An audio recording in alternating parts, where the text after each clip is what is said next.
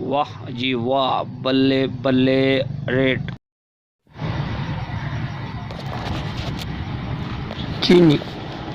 अस्सलाम वालेकुम मेरे प्यारे दोस्तों, क्या हाल है? ठीक ठाक? मैं भी बिल्कुल ठीक हूँ। अल्लाह के करम से और आपकी दुआओं से अल्लाह ताला आपको दिन दुगनी रात चुगनी तरक्की दे, सेहत दे और तंदुरुस्ती दे।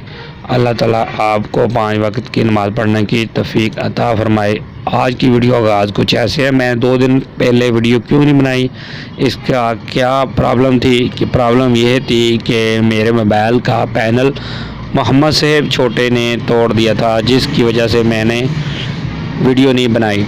और चीनी का रेट और सुल्तान घी का रेट, बहुत ही शॉर्ट वीडियो है दोस्तों, वीडियो मुकम्मल देखें।